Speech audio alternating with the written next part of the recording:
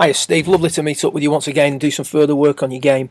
Really productive session working largely on introducing a little bit more structure to your arc. On the way back we were looking at the position at the top of the backswing initially, where historically we got the elbows dividing, we got the left arm getting pulled across the chest very quickly, we got the right arm over flexing really and sort of pulling behind you.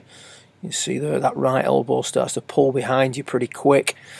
That was the main point of concern. We did touch on the fact that in the takeaway, the first move tends to be very much upward and outward. The flexing of the right arm and the cocking of the wrist are introducing a little bit of the outward movement or upward movement in the swing. But we've also just got a little bit of a tidying up process to partake in once we get the position at the top boxed off. Just one quick note prior to going into the backswing changes. At setup, we have the eyes angled outwards, and we have the sort of neck or head up quite substantially, almost like you're looking down your nose at the golf ball.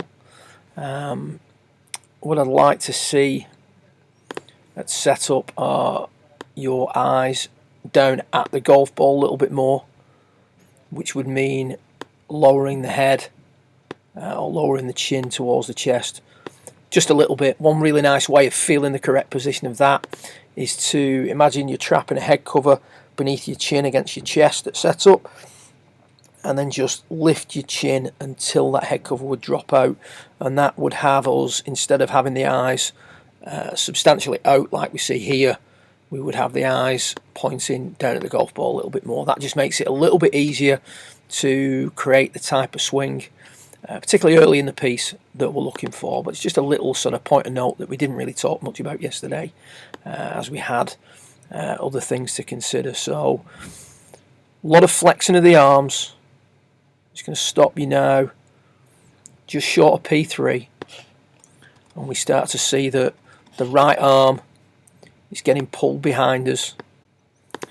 The elbows have started to divide quite substantially,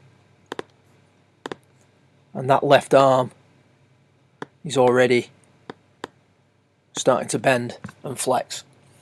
That as a result continues onwards. Everything gets pulled behind us. Left arm flexes too much, right arm flexes too much.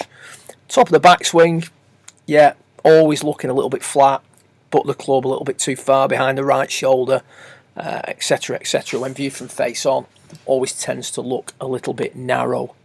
I'm just going to take you back to that position there now, and then we can look at the swing that we make on the right hand side. So the advice here is to keep the arms as straight as you can all the way to the top. We did add one little bit to it, which was 3/4 backswing. So arms bolt straight, 3/4 backswing. There's the upwards and outwards, which we can tidy up as the season goes on or the winter goes on. We can see now that the right arm and the wrists are not hinging and cocking quite as fast.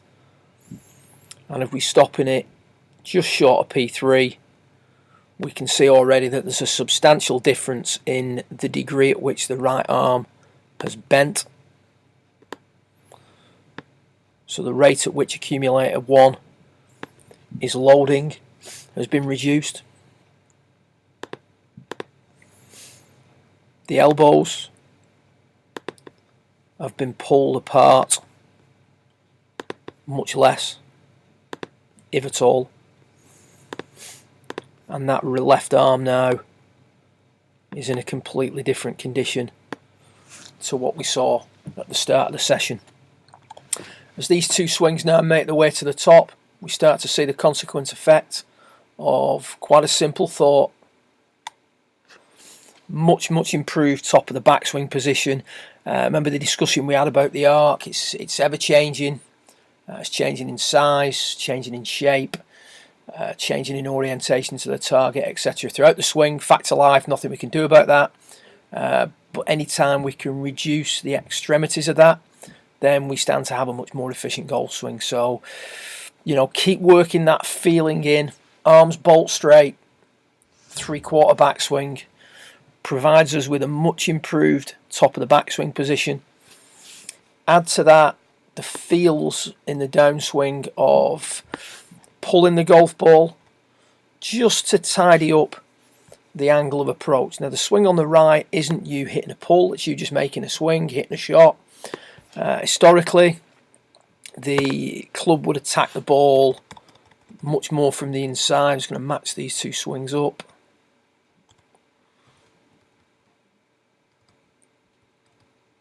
See the swing on the left is much shallower, club's lower to the ground sooner.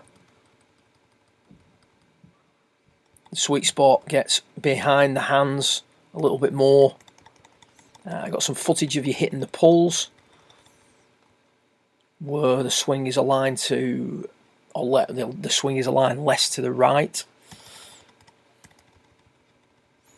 Now, yes, we need to tidy some things up in the downswing, but as we said during the session, if you can keep swinging to that position at the top, the sequence of moves you require to get that back to the golf ball could start to change without you worrying too much about them. So it'll be interesting to see if we're making that swing on the right more and more in practice over the next 3 or 4 weeks.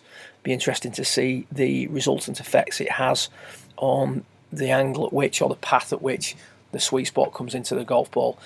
Keep plugging away. If you've got any questions, feel free to drop me a line, ring the shop, whatever. If I don't see you beforehand, have a great Christmas, and I look forward to meeting up with you again to work on your game, getting ready for 2016. Well done.